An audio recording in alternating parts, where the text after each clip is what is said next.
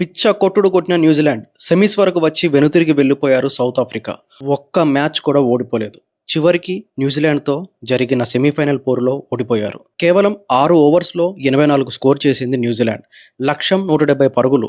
New Zealand ప్లేయర్స్కి చిన్నగా అనిపించిందేమో, పిచ్చ కొట్టుడు కొట్టారు. సౌత్ ఆఫ్రికా చివరి వరకు చేసిన పరుగులన్నీ కేవలం 12.5 ఓవర్లోనే ఫినిష్ చేశారు.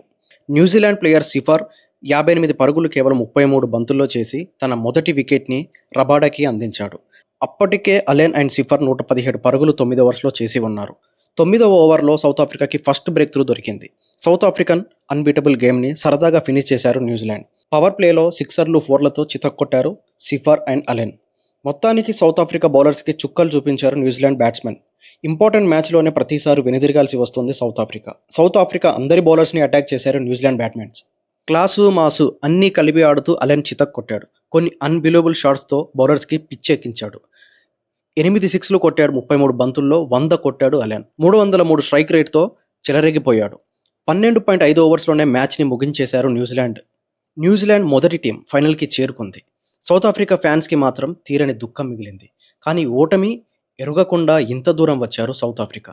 నెక్స్ట్ సెమీఫైనల్స్లో ఇండియా వర్సెస్ ఇంగ్లాండ్ మ్యాచ్ జరగబోతుంది. దీంట్లో గెలిచిన టీం ఫైనల్స్కి చేరుకొని న్యూజిలాండ్తో ఆడుతుంది. ఇండియా వర్సెస్ న్యూజిలాండ్ వారు ఎలా ఉంటుందో మనందరికీ తెలుసు. వరల్డ్లోనే ఫాస్టెస్ట్ సెంచరీ 33 బంతుల్లో ఫినిష్ చేసిన అలెన్ ఒకవైపు, లాస్ట్ మ్యాచ్లో చిరుతలా దూసుకెళ్లిన సంజు శాంసన్ ఒకవైపు. చూడాలి, చాలా ఇంట్రెస్టింగ్ మ్యాచ్ జరగబోతుంది. ఇండియా వర్సెస్ ఇంగ్లాండ్ మ్యాచ్ తర్వాత తెలుస్తుంది ఫైనల్స్లో ఎవరుంటారని. కానీ south Africa versus New Zealand match మాత్రం నెక్స్ట్ లెవెల్.